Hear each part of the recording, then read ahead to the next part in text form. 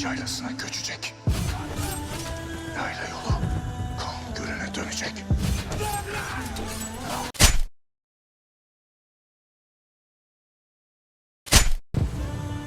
Şimdi intikam vaktidir.